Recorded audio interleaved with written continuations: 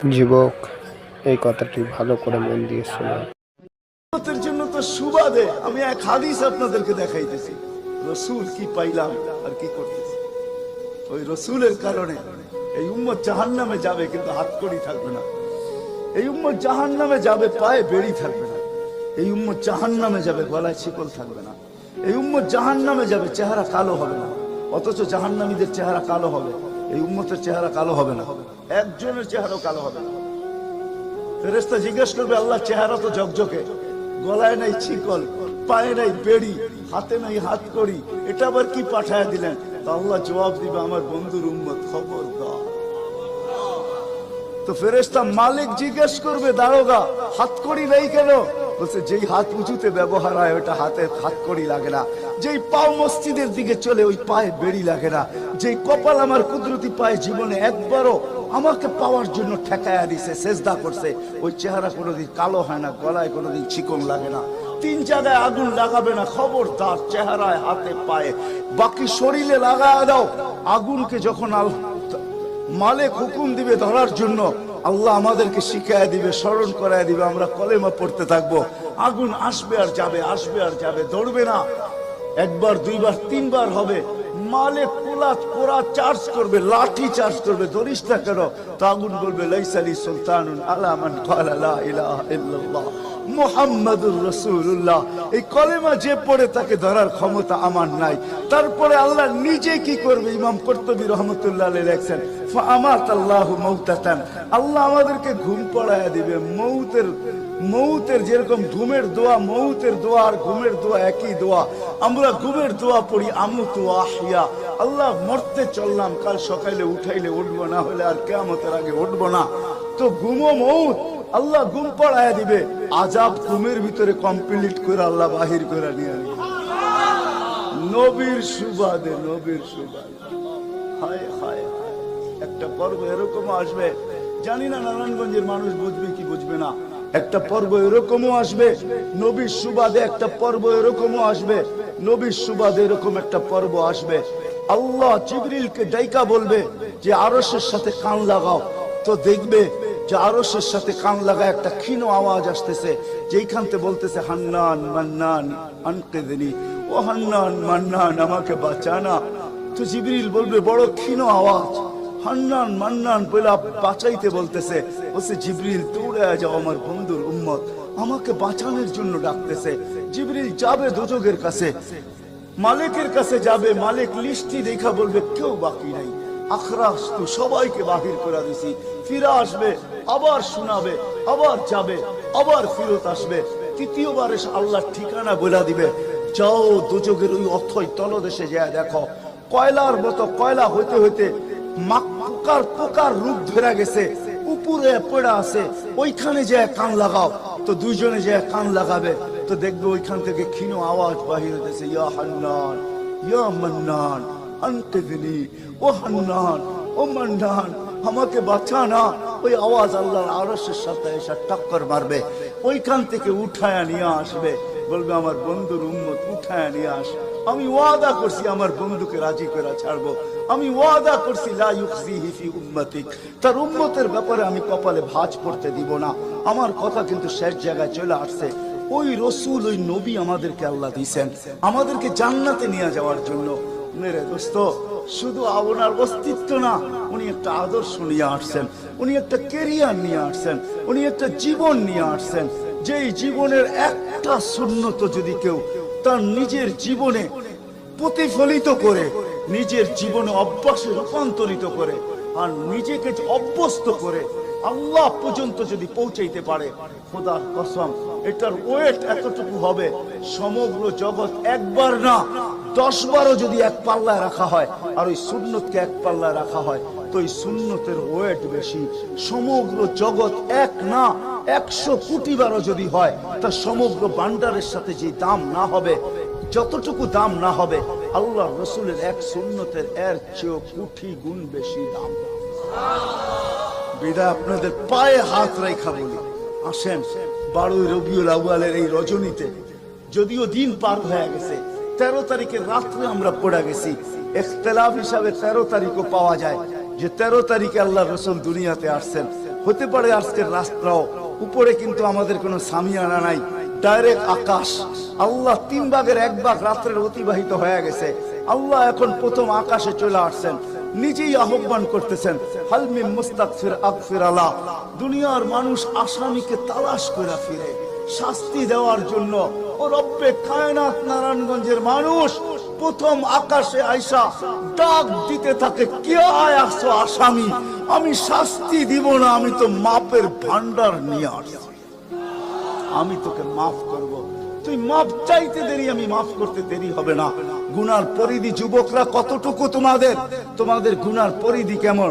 সমগ্র সৃষ্টি মিলাও যদি সারা জীবন গুনাহ করে, জিবরিল তার জন্ম থেকে মৃত্যু পর্যন্ত যদি গুনাহ করে, সমগ্র ফেরেশতা কেন সমগ্র সৃষ্টি মিলা আল্লাহর নাফরমানি করা ওই পর্যন্ত গুনাহকে পৌঁছাইতে পারবে না, যেই পর্যন্ত আল্লাহ বলতেছেন ওয়ালাউ বালাগাত যুনুবুকা ইনানাস সামা ওমা আশরাকতা বি ফাস্তাগফারতানি ফাগফারতু লাকা ওয়ালা উবালি।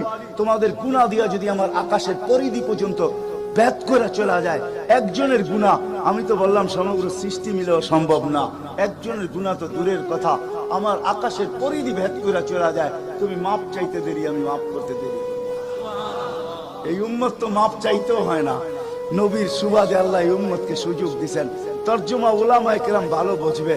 আল্লাহ নিজেই বলে, এই উম্মত যখন চিৎকার দিয়া মাথায় হাত দিয়া বসা পড়ে আর চিৎকার যখন দেয়, হায় আমি বুঝি শেষ হয়ে গেলাম, ফালাম্মা তায়াক্কানতা বিল বাওয়ার ওয়া যানানতা আন্নাকা মিন আহলিন নার মানাহতু ইলাইকা রিদওয়ানি ওয়াল্লাইতু ইলাইকা গুফরানি কুলতু লাকা লা তাহজান গফারতু লাকা যুনুবা ওয়াল আওসার ওয়া লিআজলিকা সাম্মাইতু নাফসি আল আজিজুল গফফার।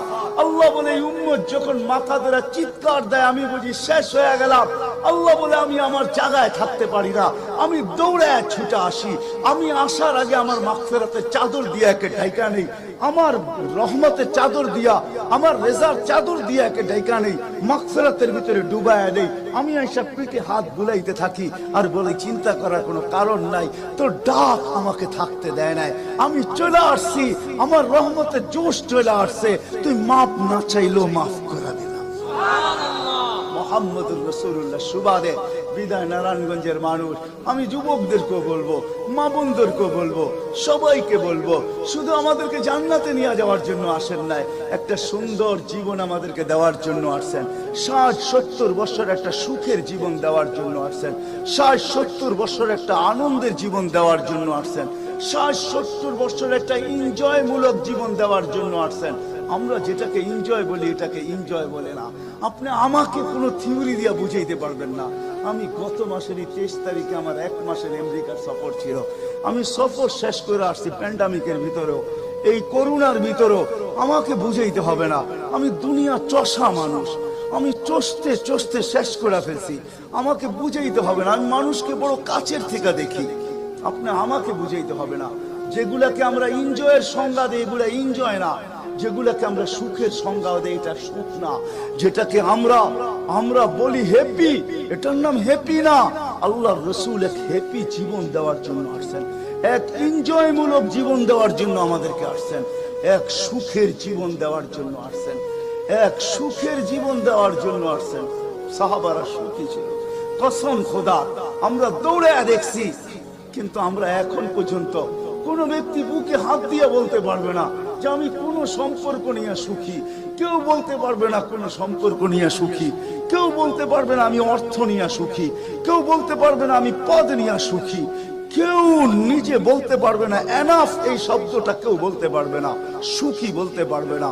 কিন্তু মেরে দোস্ত, আসেন নবীর আদর্শে আদর্শবান হই, নবীকে চিনি, নবীর ক্যারিয়ার পড়ি, নবীর শান পড়ি, নবীর জীবন পড়ি, তারপরে আমল করি। একটা সুন্নত ঘরে আমল করে দেখেন সবাই মিলা, ওই ঘরের ভিতরে আল্লাহ সুখের বন্যা বয় দিবে, বন্যা। সুখের সুখ হবে না, সুখের বন্যা হবে, বন্যা। সাহাবাদের জীবনে সুখের বন্যা ছিল, বন্যা। ঘরে কিচ্ছু ছিল না, আমি মানি। আজকেও অনেক আলেম ওলামা আছে যাদের ঘরে কিচ্ছু নাই, কিন্তু যা দেখবেন সুখ আছে, সুখ, সুখ রাখবেন না, সুখ আছে, সুখ আছে। কয়জন বলতে পারবেন যে আপনাদের পাও টিপা ঘুমের থেকে উঠায় আর পাও টিপতে টিপতে আপনাদেরকে ঘুম পড়ায়? আলেম ওলামা বহুত বলতে পারবে যে আমাদেরকে পাও টিপতে টিপতে উঠায়, পাও টিপা টিপা আমাদেরকে ঘুম পড়ায়। এর চেয়ে বড় সুখ কি চান? এর চেয়ে বড় সুখ কি চান? ডেলি মাথায় তেল লাগায় দেয়, পায়ে তেল লাগায় দেয়, আঙ্গুল ভুলাইতে ভুলাইতে ঘুম পড়ায় দেয়। ঘুমাও, সারাদিন পরিশ্রম করে আসো। ওই হাদিসের মেস্তাক সেটা ফাতেমা রাদিয়াল্লাহু তাআলা আনহা বলছিলেন, খারাজা জাওজুহা মিন বাইতিহা হাসিনা তাতাশাব্বাকাত। আলী তুই ঘর থেকে বাহির হস, আমার দিলটা চুরমার হয়ে যায়। আব্বা শিখায়া দিয়েছেন, আমার দিলটা ব্যথায় ভাঙ্গা পড়ে। তুই কেন বাহির হলি ঘর থেকে? তাতাশাব্বাকাত, আমি রাস্তা দেখতে থাকি, শুধু দেখতে থাকি না, তুই আসার আগেই আমি দরজায় পিঠ লাগায় দাঁড়ায় থাকি। আলী তুই যখন টোকা দেস তো টোকা দরজায় পড়ে না, আমার পিঠে পড়ে, এক টোকায় খুলা দেই। আলী বলে এই জন্যই তো আজ পর্যন্ত কোনোদিন 2 টোকা দিতে হইল না, 1 টোকাই তুমি খুলা দাও। বলে আলী আমি তো রাস্তার দিকে তাকাইতে তাকাইতে কখন যে দরজায় পিঠ লাগায় দেই, আর তোর টোকা এসে আমার পিঠে লাগে, আমি সাথে সাথে খুলা দিই। আব্বা এটাই শিখেছে আমাকে। দিস ইজ লাইফ, এটার নামই লাইফ। আপনি আমাকে লাইফের সংজ্ঞা বুঝাইতে হবে না। আপনি আমাকে রাগ হবেন না, আপনারা আমাকে কোন দুনিয়া দেখাবেন? Canada, America, Australia, Europe, Japan, উন্নত বিশ্ব, চষতে চষতে আমার জুতা শেষ। আল্লাহ আমার মোকাদ্দরে রাখছে চষা। আমি বড় কাছের থেকে দেখি, এইখানে কান্নার অভাব নাই, এখানে কান্না। আমি জানি লাইফ কাকে বলে। লাইফ ওইটার নাম যেটা মুহাম্মদুর রাসূলুল্লাহর আদর্শমূলক লাইফ। লাইফ এই জন্য পায়ে হাত রাখি। এই রাত্রে আল্লাহ প্রথম আকাশে সবার কাছে পায়ে হাত রাখবো। আমি বেশি বলবো না, ডেলি একটা সুন্নত শিখেন। ডেলি কয়টা? একটা সুন্নত। চাই সেটা খাওয়ার হোক, চাই সেটা শোয়ার হোক, চাই সেটা চলার হোক, চাই সেটা বলার হোক, চাই সেটা ঘুমানোর হোক, চাই সেটা বাথরুমে যাওয়ার হোক, চাই সেটা মসজিদে ঢুকার হোক, চাই সেটা কারোর সাথে কথা বলার হোক, চাই লেনদেনে হোক, একটা সুন্নত শিখেন। হায় মুহাম্মদুর রাসূলুল্লাহ বড় চোখের পানি ছড়ায় গেছে। আমাদেরকে জান্নাতে নিয়ে যাওয়ার জন্য আসছেন, নাইলে আসছেন না। দুজাহানের বাদশা কেন আসবে? জমিনে কেন পাও রাখবে? যার রহমতের ভিতরে, যার অস্তিত্বের ভিতরে সমগ্র জগতের অস্তিত্ব লুকানো ছিল। শুধু শুধু আল্লাহ আদম আলাইহিস সালামকে বলেন না, লাউলাহু লামা খালাকতুকা ইয়া আদম। উনি না হইলে তোমার অস্তিত্ব হতো না। লম্বা কাহিনী আমি শর্টে বলতেছি, তোমার অস্তিত্ব হতো না। যার নামটা নিজের নামের সাথে মিলায় রাখছে, এটাই বলে দিচ্ছেন, যুকিরতা ইদা যুকিরতা, যুকিরতু যুকিরতা ইদা যুকিরতা, যুকিরতু ও যুকিরতা মাই। আমার নাম যখন উচ্চারণ হবে বন্ধু, তোমার নাম উচ্চারণ হবেই। আমি আমার নামের সাথে তোমার নামটা মিলে রাখছি। যাকে আল্লাহ 1000 বছর সৃষ্টির 1000 বছর আগে, যার আল্লাহ পরিচয়ের ডঙ্কা বাজাইতেছেন, ইয়াসিন 1000 বছর আগে পড়ছেন, তখন আল্লাহ বসাইতেছে ইয়াসিন আল কোরআনিল হাকিম। আমি তো বলি ওলামা বুঝবে, ইয়াসিন আল কোরআনিল হাকিম ইন্নাকা লামিনাল মুরসালিন। আমি তো বলি ইন্নাকা ওকে বলা চলে যে সামনে উপস্থিত বসা। আরবি গ্রামার এটাই বুঝায়। আল্লাহ মনে হয় বন্ধুকে সামনে বসাই বলতেছিলেন ইন্নাকা লামিনাল মুরসালিন। আমার মনে হয় পেটে হাত রাইকেই বলতেছিলেন ইন্নাকা লামিনাল মুরসালিন। বন্ধু আপনি নবী হিসাবে প্রেরিত বন্ধু। ওই রাসূল কি রাজি? একটা সুন্নত শিখবেন। হ্যাঁ, কে কে ওয়াদা করতে পারেন? ওয়াদা, কিন্তু ওয়াদা দূর দূর পর্যন্ত। যদি নবীর মোহাব্বত থাকে আপনার ভিতরে, একটা সুন্নত ডেলি শিখবেন, ওটাকে নিজে জীবনে অভ্যস্ত হন। নবীর যুবকদের পায়ে হাত রেখা বলেন, শিখো নবীর কেরিয়ার, শিখো নবীর শান শিখো। ফেসবুকে উল্টা পাল্টা জিনিস দেখো না, উল্টা পাল্টা প্রচার করো না, নবীর শান প্রচার করো। নবীর শান শিখো। আমাদের কোন নবী, কোন নবী আল্লাহ দিয়েছেন, তার শান শিখো, তার শান প্রচার করো, তার ক্যারিয়ার প্রচার করো। নবীর খাওয়া কেমন ছিল? হায় হায়, শুধু শুধু আল্লাহ বলেন নাই ইন কুনতুম তুহিব্বুনাল্লাহ ফাত্তাবিউনি ইউহিব্বুকুমুল্লাহ। শুধু আল্লাহ ভালোবাসবে না, তোমাকে চুমা দিবে না, তোমাকে বুকে জড়াবে না, তোমাকে আল্লাহ নৈকট্য দিবে না, বন্ধুত্ব দিবে না। ওয়াগফির লাকুম যুনুবাকুম, আল্লাহ ওয়াদা করতেছে গুনাহ মাফ করলেও মাফ, না করলে তো নাই, করলে মাফ মাফ মাফ মাফ মাফ। কেন? ওয়াদায় সিগনেচার করে, ডিডে সিগনেচার করে ফেলছি, আমার বন্ধুকে আমি লজ্জিত করব না। হায় হায় হায়, কিয়ামতের দিন যার আমলনামার সামনে ঝুঁকবে না, আল্লাহ রাসূল দাঁড়ায় আল্লাহর দিকে দেখবে আর বলবে আমা কুনতা লা ইউখজিকা ফি উম্মতিক, আপনি কি বলেন না যে আপনি আমাকে উম্মতের ব্যাপারে লজ্জিত করবেন না? আল্লাহ তো সামনে ঝুঁকে না, কি করব? তো আল্লাহ বলবে বন্ধু রহমতি, রহমত দিয়ে ঝুঁকায় দিব। তো আল্লাহ রহমত দিয়ে পাল্লা ঝুঁকায় দিবে, আল্লাহর রাসূলকে আল্লাহ হাসায় দিবে। ফায়াবতাসিম, আল্লাহর রাসূল হাসা উঠবে, বাহ ঝুঁকে গেছে। হাউজে কাউসার নিজের হাতে পান করাবে, করবো তো ইনশাআল্লাহ।